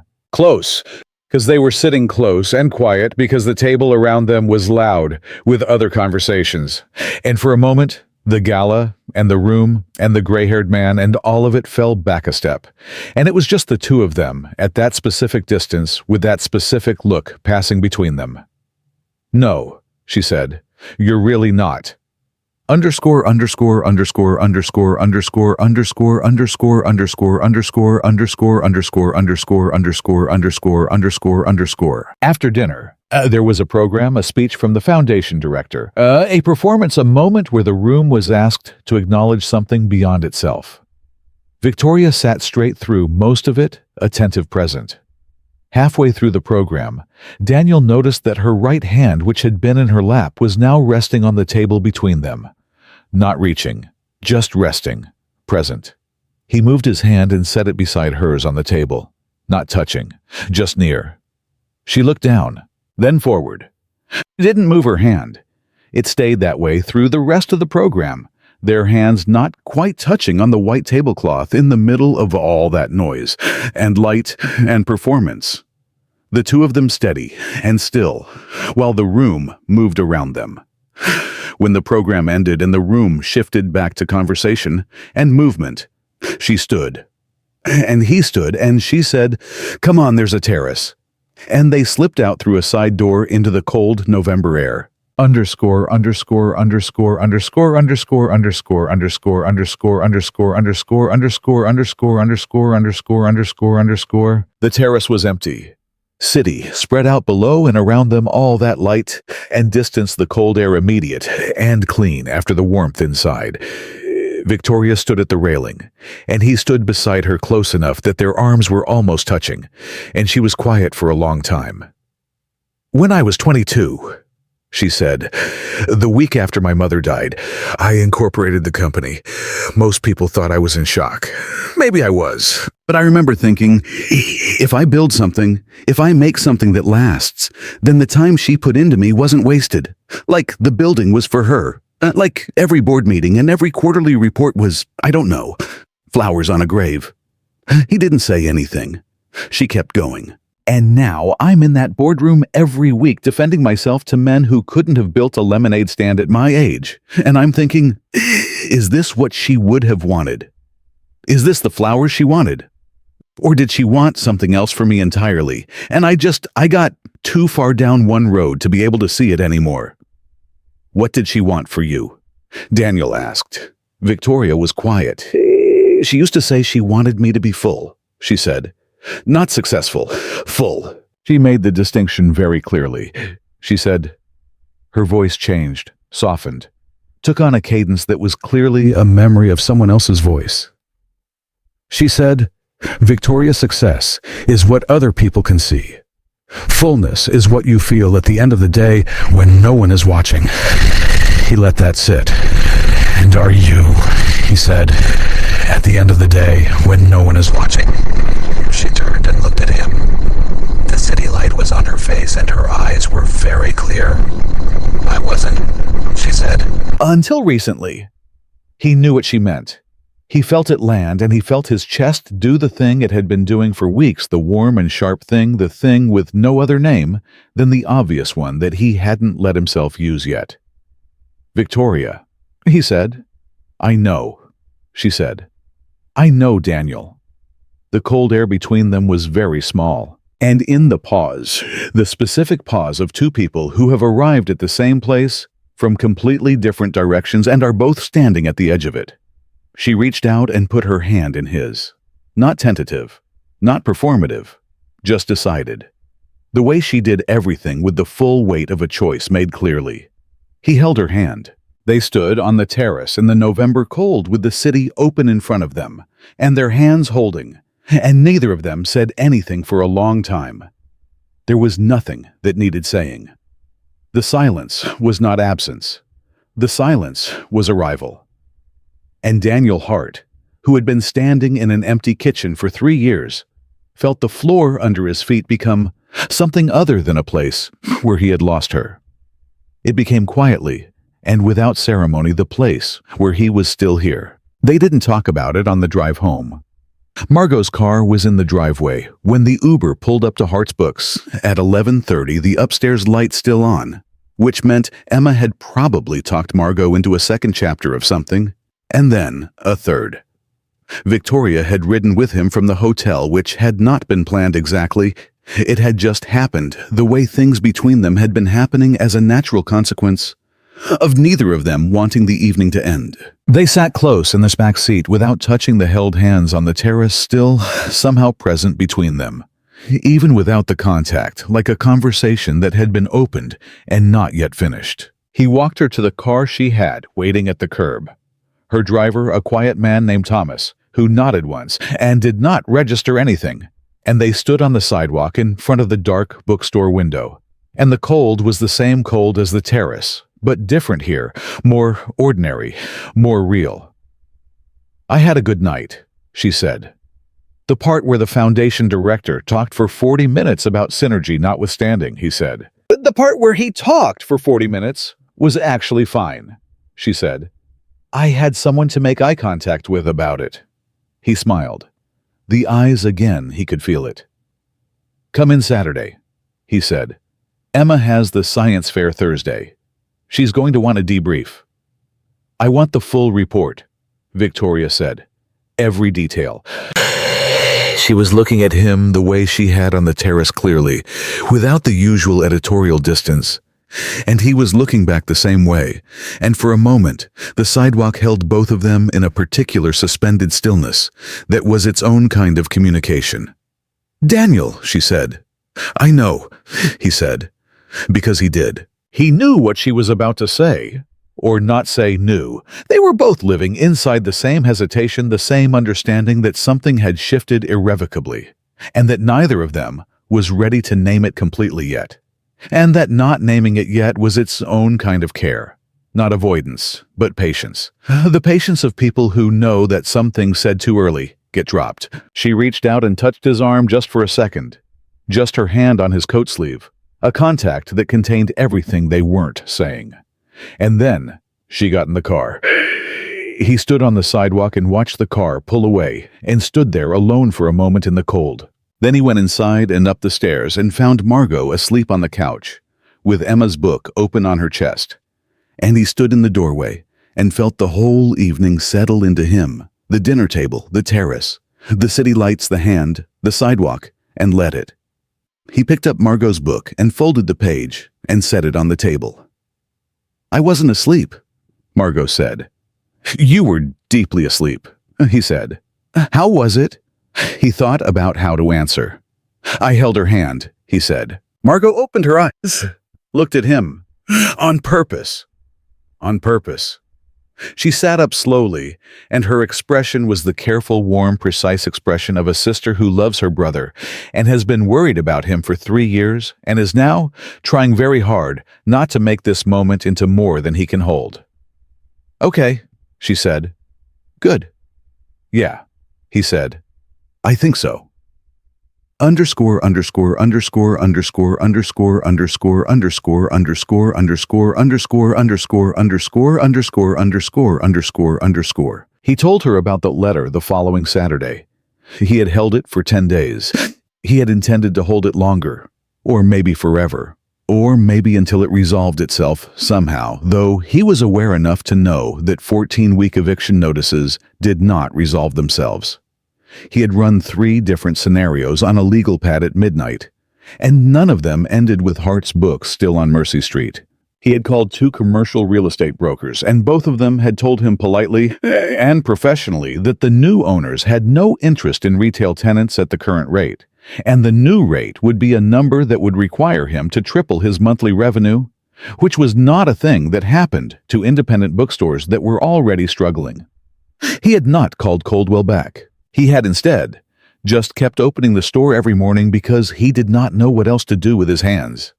Victoria came in Saturday at 10. Emma was at a playdate, her friend Lily, the chocolate melting critic, and the store was quiet in the particular way it was quiet on Saturday mornings. Slow and easy and unhurried. She had a coffee for him from the place with the logo he now recognized, and she set it on the counter without ceremony the way she had started doing a habit unannounced, just a thing that happened now. Emma win the science fair, she said. Second place, he said. She's devastated and also already designing the sequel experiment. What beat her? A volcano. Third grade, a kid built a working volcano. That's always going to beat chocolate thermodynamics. That's what I said. She disagreed. She's right to, Victoria said. Conceptually, the chocolate study is more sophisticated. The volcano is just drama. I'm going to tell her you said that. She'll frame it. Victoria smiled and moved toward the shelves, coffee in hand, and Daniel stood behind the counter and looked at the letter in the drawer and thought now. He didn't know why now. He just knew the delay had run out. Victoria! Something in his voice made her stop and turn. She read him. She was good at that. She had gotten better at it and came back to the counter. What is it? He opened the drawer and put the letter on the counter between them. She picked it up. Read it. He watched her face while she read the CEO face-to-face that processed information without telegraphing reaction. And then she set it down and looked at him. When did this come? 10 days ago. A pause. You didn't tell me. No. Why? He held her gaze. 'Cause you'd been carrying so much already. The board, the projections. I didn't want to add. She looked at him for a long moment, and he could see her working through multiple responses. Daniel, that's you. Have to tell me things. That's how this works. You don't protect me from your life. I know, he said. I know that now. How long do you have? 14 weeks from when it was sent, so 12 now. And you can't make the new rate. Not even close. She put both hands on the counter. Not touching him, just present, grounded, the posture of someone thinking seriously. Have you talked to a lawyer? I can't afford the kind of lawyer that makes this different. I know lawyers, she said. Victoria, I know lawyers who would look at this for a phone call, she said. That's not charity, that's a resource. Let me make a call. It's Saturday. They'll pick up for me, she said. Not arrogantly, just factually the flat acknowledgement of someone who knew the specific architecture of their own reach. I'm not asking you to fix it. I know you're not, she said. I'm asking me. There's a difference. He looked at her. She looked back at him, and he recognized in her face something he had seen in the mirror not so long ago, the expression of a person who has found someone worth fighting for and is absolutely not going to perform indifference about it. Okay, he said. She nodded, took out her phone. Then she stopped. Can I ask you something first? Yeah? Were you going to sell it before all this, before me, before the visits? You were going to call the real estate agent, weren't you? The day in the cafe? That's what you were doing when I fell. He hadn't told her that. He was fairly certain he hadn't told her that. How did you... You had a look that day, she said. I noticed it after. The look of someone who has just decided something terrible. I hadn't decided, he said. I was about to. What stopped you? He looked at her. You landed in my lap. She absorbed that. The weight of it, the timing of it, the near miss of it. If the floor hadn't been mopped, if she'd come in 30 seconds later, if he had let the call ring one more time. Daniel, she said, yeah. I'm very glad the floor was wet. He almost laughed. He felt the laugh move through him, real and full, the kind Claire used to pull out of him in the middle of arguments when she'd say something so precisely right that the argument dissolved. Me too, he said. Me too. She made the call. He listened to her work, because watching Victoria Lane on the phone was a distinct experience, like watching a pianist run scales technical and fluent and entirely itself. And she said things like, yes, commercial lease. 14-week notice? I want to know about unlawful pressure provisions and tenant protection under the city code. With the same ease that she ordered black coffee, and the person on the other end said, of course, Victoria, I can have someone at the property Monday. And she said good, and hung up. Monday, she said. Don't sign anything before Monday. I haven't signed anything. Don't. Victoria. Thank you. She waved it off, which was its own kind of thing, the wave of someone who didn't want to be thanked for what they considered the obvious thing. He found it in context one of the most quietly moving gestures he had seen from her. It might not change anything, she said. I want to be honest with you about that. Commercial tenants in this city have limited protections, and the development group is very likely legally clean. But we look first. We look first, he agreed. She put her phone away, picked up her coffee. He noticed she was leaning on the counter now, closer than she stood in the early weeks, close the way you stand with someone when the careful distance has been used up. Can I say something? She said. Yeah, even if the lawyer can't help, even if the 14 weeks is what it is.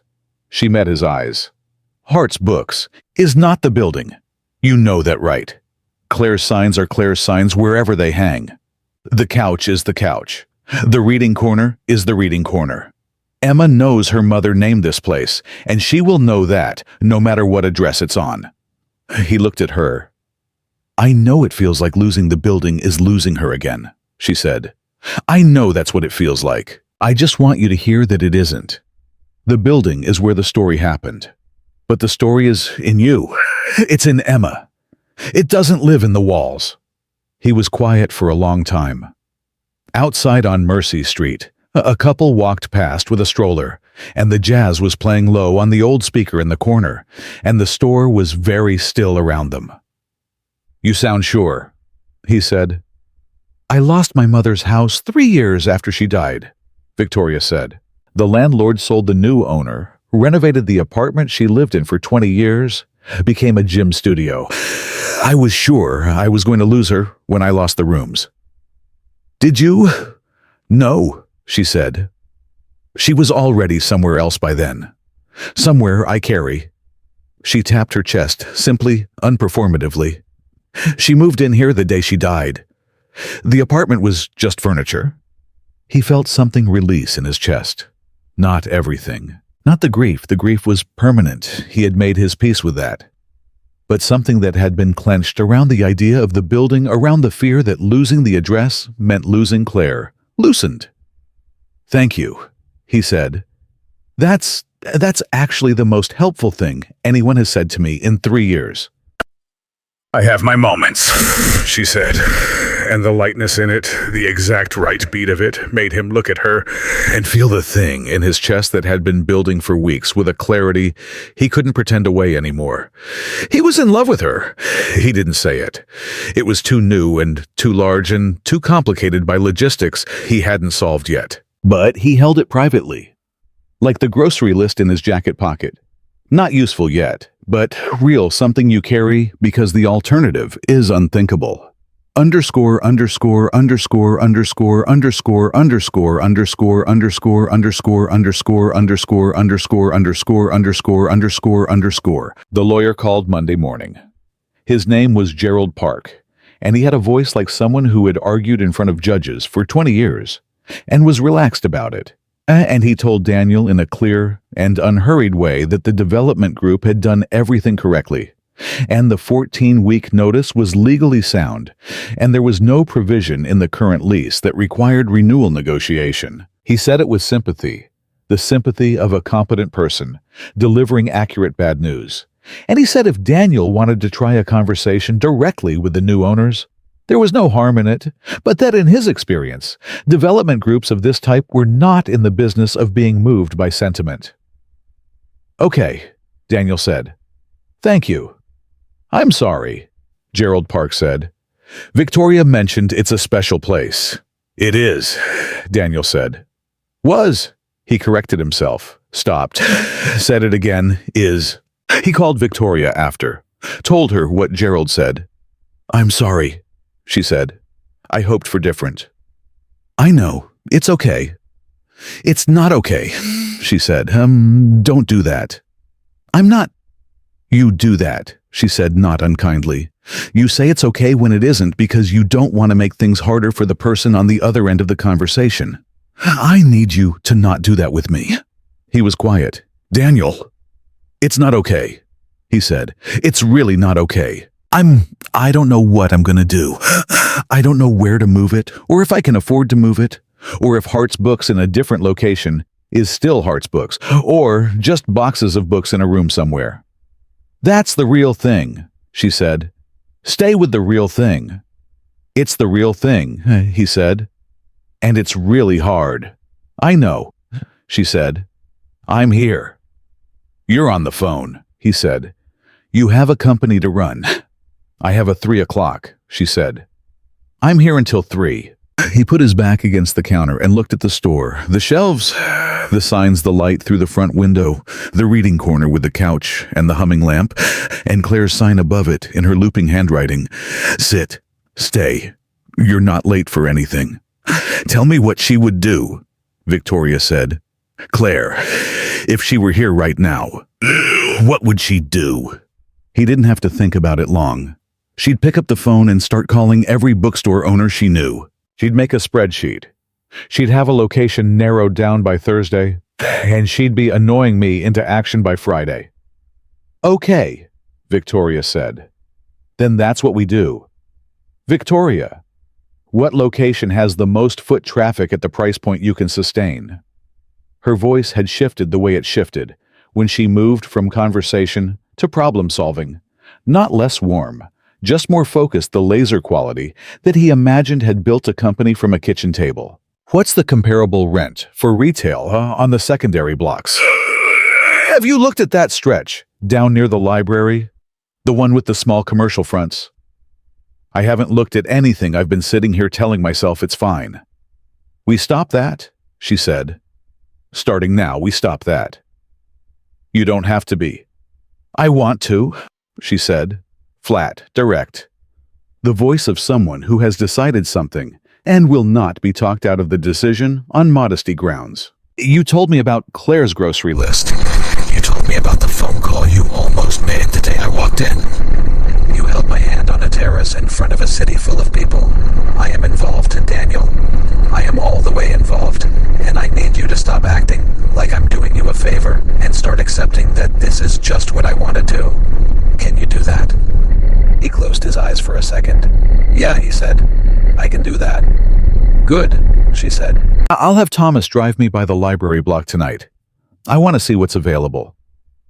You're going to scout real estate for my bookstore on a Monday evening. I'm going to scout real estate for our bookstore problem on a Monday evening, she said. There's a difference. The word "our" landed the way she had perhaps intended it to, like a flag in the ground, like a statement of fact, like a quiet claim on something shared. He felt it and didn't try to push it back. Okay, he said. Thank you. The real thank you, not the deflection one. That's the one I'll take, she said. Underscore, underscore, underscore, underscore, underscore, underscore, underscore, underscore, underscore, underscore, underscore, underscore, underscore, underscore, underscore, underscore. She came back Tuesday with 3 addresses. She had printed them on a sheet of paper with the square footage and approximate rent and the foot traffic numbers she'd had her assistant pull, and she put it on the counter at Hart's Books, like it was a board presentation, and stood back. He looked at it and then at her. You had your assistant do foot traffic analysis for a bookstore. My assistant does what I ask. Victoria. The middle one, she said, pointing. Mercy Street, adjacent 2 blocks north. Same neighborhood, existing retail shell landlord has held it for 15 years, which means he's not a flipper. He's a keeper. Rent is 20% higher than what you pay now, but it's a 10-year lease option, which means stability. He looked at the address. He knew the block. He had walked it 100 times. That's a lot more per month, he said. It's manageable if you think about revenue differently, she said. I've been thinking about Hart's books. That's apparent. The issue isn't the traffic or the selection. Your curation is exceptional. I'm not saying that as a compliment. I mean it as an actual assessment. The issue is that people don't know about it. You have no online presence. You have no events program. You have no subscription model. You're running a 1995 bookstore in 2024 and expecting 1995 outcomes. I like 1,995 inches, he said. I know you do, she said. I'm not asking you to stop liking it. I'm asking you to let 2024 pay for it. He looked at her. She had clearly been thinking about this for more than a day. The structure of it, the specificity, this was not a Tuesday morning impulse. How long have you been working on this? Since the letter, she said. Since you showed me the letter. That was 5 days ago. I process quickly when I'm motivated, she said. An event series, monthly. Authors' discussions, the kind of evening that people want to come to and bring someone. A curated subscription box, your picks, your notes, your voice. An online storefront that carries the analog feeling, but ships nationally. None of this changes what Hart's Books is. It just makes what Hart's Books is financially viable. He was quiet, looking at the sheet. She was right. He knew she was right. He had known most of this for 2 years, and had been too afraid of changing anything to change anything, which was its own kind of grief. The paralysis of not wanting to alter what Claire had built, in case altering it, meant he was letting go. I've been afraid to change it, he said, out loud, directly. Because changing it felt like moving on. Like saying it was okay for things to be different. Is it okay for things to be different? She said. He looked at her. He thought about the terrace. Her hand. The word R from this morning. He thought about Emma asking, is she going to come back with total certainty in the answer? He thought about Claire's sign above the reading corner. Sit. Stay. You're not late for anything. And what it would mean to carry those words to a new wall. It's starting to be, he said. She held his gaze. That's enough, she said. That's all you need. Underscore, underscore, underscore, underscore, underscore, underscore, underscore, underscore, underscore, underscore, underscore, underscore, underscore, underscore, underscore, underscore. That evening, Daniel called Margot. She put together a business plan for the bookstore, he said without preamble. A long silence. She did what? Foot traffic numbers, location options, revenue modeling, an events program. Daniel. I know. She's in love with you, Margot said. I need you to understand that. A woman does not do foot traffic analysis for a struggling bookstore, for a man she is casually fond of. That is not what foot traffic analysis means. I know what it means, he said. Do you? Yeah, he said. I do. And he stood in the kitchen, the same kitchen, the place where he had stood every morning for 3 years. The place Emma had said, you smile with your mouth, but not your eyes. He stood there and felt the changed quality of it, the way it had been filling gradually with something that was not loss. Not the absence of loss. Not the replacement of anything. Just something new growing alongside what had always been there, the way a second tree grows beside the first. Different, distinct, real, in its own right. And I think I need to stop waiting to feel ready, he said. I don't think ready is a place you arrive at. I think you decide, and then you're there. That, Margot said, is the sanest thing you have said in 3 years. Don't make it weird, he said. Too late, she said. It's already weird. It's beautiful and weird, and I'm so happy for you, I could cry. Don't cry. I'm going to cry a little, she said. You can't stop me. He sat down at the kitchen table. Emma's science fair notebook was still open to the page that said at the top, in Emma's handwriting, hypothesis. Chocolate responds to warmth, and below it, in smaller letters apparently added later. So do people. He looked at that for a long time. Then he picked up the phone and called Victoria. He picked up on the second ring. Hey, he said. I'm going to look at the second address tomorrow. The one on the North Block. Oh, okay, she said. He could hear the smile in it, the real one. What time? 10. Can you come? I have a 9:30, she said. I can move it. You don't have to move it. Daniel, she said. I want to move it. He smiled. All the way up, both kinds. Okay, he said. I'll see you at 10. See you at 10, she said. And then, just before she hung up quietly, like something said to herself as much as to him, it's going to be okay. He held the phone a moment after the call ended. Outside, Mercy Street was dark, and the bookstore sign was off, and the old building sat around him with its 12 remaining weeks. And Daniel Hart, widower, bookseller father, of one extremely perceptive 8-year-old sat at his kitchen table, and felt for the first time in 3 years that she was right. It was going to be okay. Different. New. Complicated and uncertain, and requiring a courage he was still assembling piece by piece. But okay. Victoria was already on the sidewalk when Daniel arrived at 10. She was wearing the Northwestern sweatshirt again, the faded purple one, the one from the version of herself that existed before the company and the board and the performance of competence. She had coffee for both of them, and she was looking up at the building on the north block with the focused, assessing expression he had come to recognize as the one she wore when something interested her seriously. He stopped beside her, looked up at the same building. It was narrow, deep, with big front windows that caught the morning light, and a brick facade that had been painted over twice, and was now the particular layered color of a place that had belonged to several different lives before this one. It's smaller than the current store, he said. It's more visible, she said. You're half a block off the main foot traffic on Mercy. This one is on the corner. People will see it before they decide to come in. That's not a small thing. You've thought about this more than I have. I've thought about this more than I've thought about our Q4 projections, she said, which is either a good sign about this or a concerning sign about Q4. I haven't decided. He laughed. She handed him his coffee. Can we go in? He said. I called the landlord yesterday, she said. He's meeting us at 10:15. He looked at her. You called the landlord. I wanted to vet him before you met him, she said simply. His name is Frank Okafor. He's owned this building for 18 years. He told me about the hardware store that used to be here, and the tailor before that, and the way the neighborhood changed around him while he didn't. He didn't say it to impress me. He said it the way you say things that are just true. She paused. I liked him. Victoria. He also said he'd do 9 years on the lease if the tenant had a compelling community purpose. She sipped her coffee. I may have described the bookstore at some length. How long is some length? 22 minutes, she said. I timed it.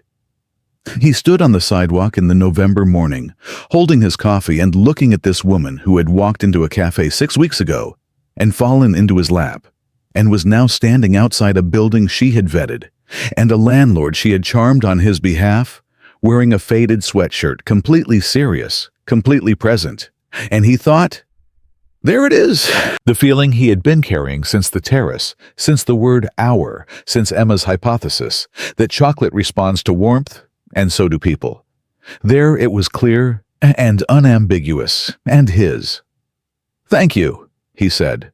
Don't, she said. I'm going to, he said. Victoria, thank you. Not for the landlord or the lease or the business plan, though, that too. For showing up every time. You didn't have to keep showing up, and you did, and it mattered. It matters. She looked at him.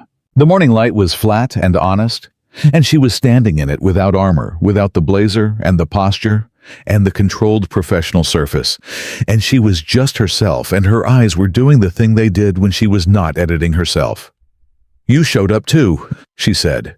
You gave me books, and you listened, and you never once treated me like a title. Do you know how rare that is? People see the CEO. You saw. She paused. You just saw me. You were easy to see, he said. Once you stopped performing. I'm still working on that, she said. I know. Me too. Frank Okafor arrived at 10:14, a solid man in his 60s with a warm handshake. and the unhurried manner of someone who had long ago stopped trying to impress anyone. He walked them through the building himself, the front room with its good bones and tall ceilings, the back room that had been the hardware storage and would hold the overflow shelves easily, the small room on the side that was doing nothing in particular and could, Daniel thought quietly, be the reading corner. There was a window in it that faced east. Previous tenant was a print shop, Frank said. Good people, they outgrew the space, which is a good way to leave a building. He looked at Daniel. Victoria tells me you've had your current location 11 years. My wife and I opened it together, Daniel said. She passed 3 years ago. Frank nodded. Not with the social awkwardness of someone who doesn't know what to do with grief, but with the plain acknowledgement of a man who has lived long enough to know it's part of everything. The store still has her name on it. Her handwriting on the signs, Daniel said. Yeah, that comes with you, Frank said. To here. That's understood. Daniel looked at the east-facing window. Thought about Claire's sign sit. Stay.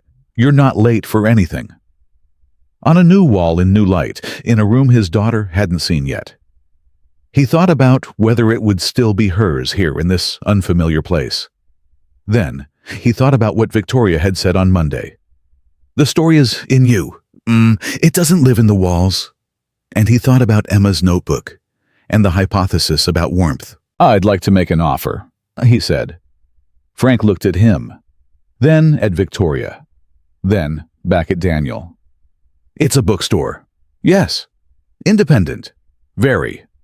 Good, Frank said. We need more of those. Underscore, underscore, underscore, underscore, underscore, underscore, underscore, underscore, underscore, underscore, underscore, underscore, underscore, underscore, underscore, underscore. They signed the letter of intent 3 days later. Daniel told Emma that night, sitting at the kitchen table after dinner, the same table where the science fair notebook still lived. He told her carefully that the old building was going to belong to someone else, that Hart's Books was going to move, that things were going to look different for a while. Emma listened with the focused gravity she applied to things that required it. When he finished, she was quiet for a moment. Can my room be the same, she said. When we redo the reading corner, can it be the same couch and the same lamp and Mom's sign? Exact same couch, he said. Exact same lamp. Exact same sign? Then it's still the same place, Emma said with the finality of someone closing a logical proof. A place isn't the address. It's the stuff inside it. He looked at her. Where did you hear that? Emma shrugged the full-body 8-year-old shrug. Victoria said something like it. When she was telling me about her mom's apartment, I just remembered. He nodded slowly. His daughter and the woman who had landed in his lap were apparently in ongoing philosophical conversation about the nature of home. He filed this. You like her? He said. Not a question. She takes the heads off the animal crackers first, Emma said, for efficiency. That's your criterion. That and she actually listens, Emma said. A lot of grown-ups don't actually listen. They just wait until you're done talking so they can talk. She actually listens. She picked up her fork. Also, she helped me name the sequel experiment. What's the sequel experiment? Thermal Properties of Confectionery Volume 2, Gummy Bears Under Pressure. He sat back. Absolutely not. It's science, Daddy. It's a disaster in a bag. Oh, Emma smiled with her whole face. Claire's smile, the one that got away from her, and went back to her dinner. And Daniel sat across the table from his daughter and felt the house around him differently than he ever had. Not empty. Not a place defined by what it was missing. Just a house, his house, with his kid in it. And outside, 4 blocks away, a new building with east-facing windows waiting. Underscore, underscore, underscore, underscore, underscore, underscore, underscore, underscore, underscore, underscore, underscore, underscore, underscore, underscore, underscore, underscore. He kissed Victoria on a Thursday evening in the bookstore. It was not planned. Most of the true things in his life he was realizing had not been planned. The bookstore had not been planned. It had been Claire's idea on a road trip sometime in the 2nd year of their marriage. Emma had not been planned. She'd been a delightful surprise that arrived 8 months after a conversation about maybe waiting one more year. The cafe, the lap, the coffee, all of it unplanned. He had been packing boxes. The move was 2 weeks out, and he had started with the back shelves, the overflow, the doubles, the boxes of stock he had never fully unpacked from the last shipment. Victoria had come in at 7 after her board meeting, still in the blazer but with the collar open and the careful hair loosened slightly. The version of her that appeared when the day had been long and the performance had cost something. She had picked up a box without asking and started packing beside him, and they had worked in comfortable silence for a while, the way you work alongside someone when words are not the point. At some point, she reached past him for a stack of books, and he turned at the wrong moment, and they were very close the way you get close in a small space, without intending it, and she stopped. He stopped. They were in the back room of the store with boxes around them and the single bare bulb overhead, and it was the least romantic setting imaginable, and he was looking at her, and she was looking at him, and there was no version of the next moment that wasn't this. He kissed her. She kissed him back. It was quiet and unhurried, and completely certain the kiss of two people who have been arriving at this for long enough that there was no nervousness in it. Just the relief of finally saying out loud what had been true for weeks. Her hand came up to his jaw, and his hand was at her shoulder, and they stayed in it for a moment, a real moment, a held moment, the kind that gets remembered. When they stepped back, she was looking at him with an expression he had not seen before, and could not have described exactly. It was not surprised, it was not performed. It was the face of someone who is feeling something large, and is letting themselves feel it without flinching. "Finally," she said. He laughed, the real laugh. "Finally." "I've been very patient," she said. "You've been patient." "Extremely," she said. "I wanted to do that the third week." The third week. When you handed me that book about the grief and the dog and told me it was incidental, she said. I very nearly kissed you in the middle of the fiction section. You should have, he said. You weren't ready, she said. I could see it. And I was not going to push. Some things have to arrive in their own time. He looked at her. You were reading me that whole time. I read people for a living, she said. A board's investors, rooms full of people who want something from me. I've been doing it for 20 years. But with you, it was... She paused. With you, it wasn't work. It was just I wanted to know. I wanted to understand what you were carrying, and how you carried it, and why, and the more I understood it, the more I... She stopped again. The more you what? He said. She looked at him.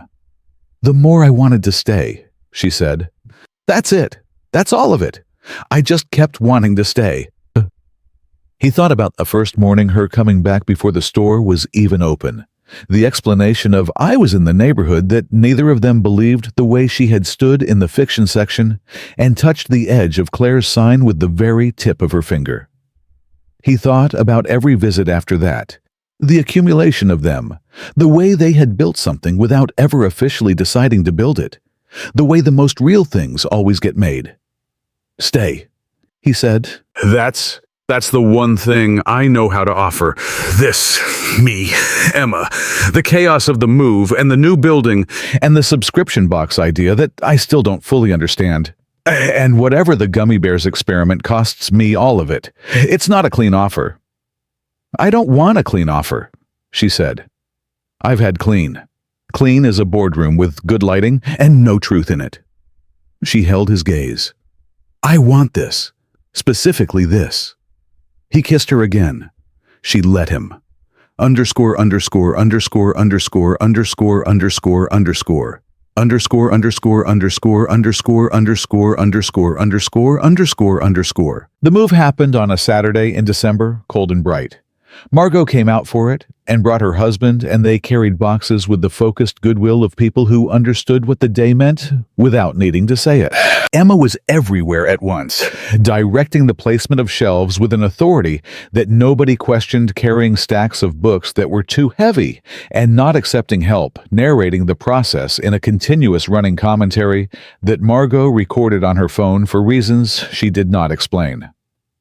Victoria arrived at noon with lunch for everyone and immediately got conscripted by Emma into hanging the signs. There were 6 of them, all of Claire's, all hand-lettered, all in the looping script that Daniel could have drawn from memory. They had been carefully wrapped in parchment paper for the move, and when Victoria unwrapped the first one, stories that make you forget you're eating.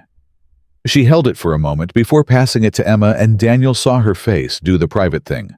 The thing that wasn't for the room, and he loved her for not hiding it and not making a production of it simultaneously. Emma held the sign up against the fiction wall in the new space, the east light coming through the window, and looked at it with the serious consideration of a curator. "Here," Emma said. "Exactly here." Victoria helped her nail it in place. They stood back and looked at it, the 3 of them, and the sign was Claire's handwriting in a new room. And it was both painful and right in the specific way that moving forward always is not the erasure of what came before, but the proof that what came before was strong enough to travel. "She'd like this room," Emma said. "The light is better." "Yeah," Daniel said. "She would have fought me for the east window." "Oh, whoa, she would have won," Emma said, and went off to direct the placement of the reading corner couch with total authority. And Daniel and Victoria stood alone for a moment in the fiction section under Claire's sign. "You okay?" Victoria said, quietly. "Yeah," he said. And this time it was true. This time it was not the deflection, not the "I'm fine," that meant nothing. It was the real assessment of a man who had looked clearly at the thing in front of him and found that it was against all his earlier odds genuinely okay. "I'm actually okay." She took his hand. Simple, matter of fact. The hand that had been there on the terrace. The hand he had held while the city lay open in front of them. The hand that he understood now was not a gesture for an evening, but a choice that had been made and remade every day since. From the back room, Emma's voice. "The couch goes facing the window, not the wall. I have explained this." Margot's voice. "And Emma, I have 30 years on you." "The window, Aunt Margot." Victoria pressed her lips together to hold back the laugh. The laugh got out anyway. The real one, the full one, the one that escaped her. He laughed too. Both kinds all the way up. Underscore, underscore, underscore, underscore, underscore, underscore, underscore, underscore, underscore, underscore, underscore, underscore, underscore, underscore, underscore, underscore. Hart's Books opened on the new corner on the 2nd Saturday of December. Priya had made a sign for the door, "Same books, better light," which Daniel had vetoed 3 times, and which had gone up anyway because Priya did what she thought was right and always had. There was a small table out front with coffee from Marin's Priya's arrangement, also not run past anyone, and by 10 o'clock there was a line. Not a line because of any advertising or algorithm or social media strategy. A line because word had moved through the neighborhood the way word moves in places where people still talk to each other slowly, personally, from one person to the next. The way things spread when they matter. The hardware store owner, 3 blocks down. The woman who had bought the same book twice because she'd lost the first copy and comes back embarrassed.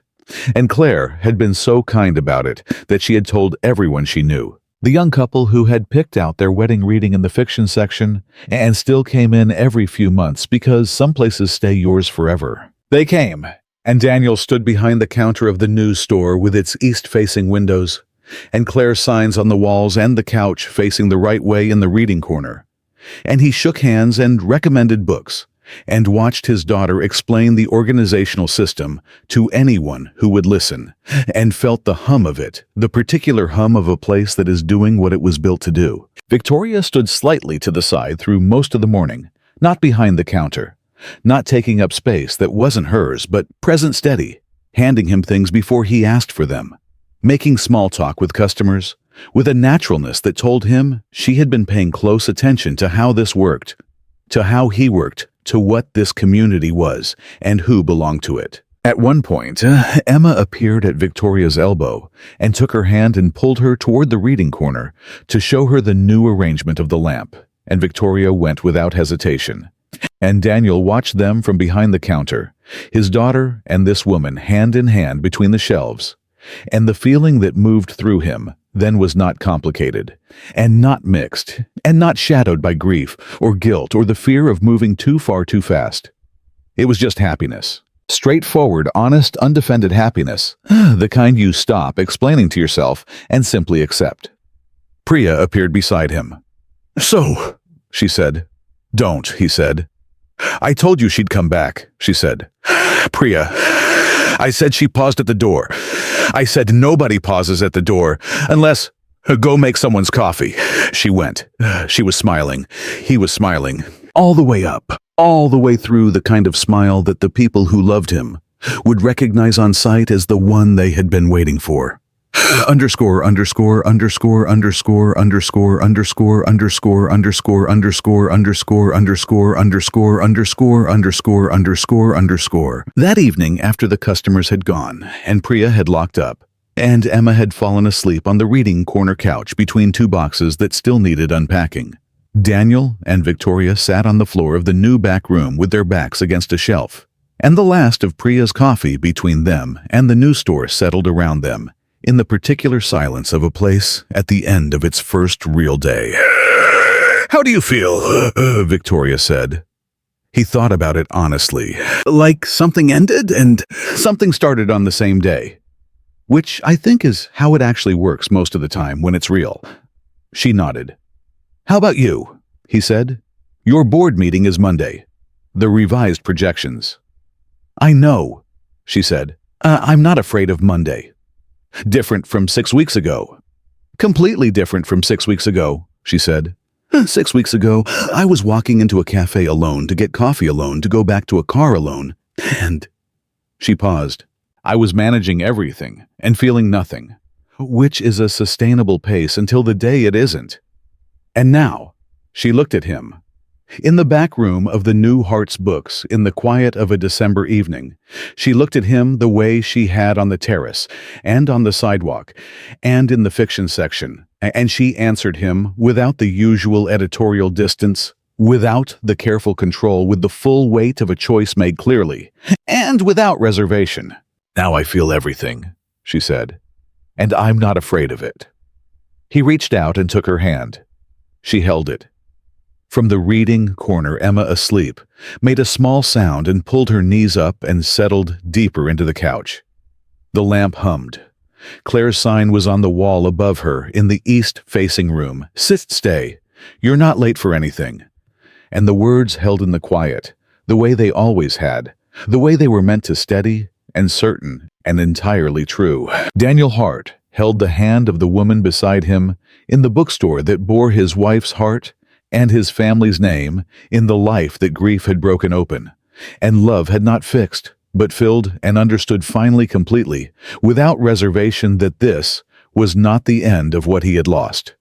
This was the full measure of what he had refused to stop building.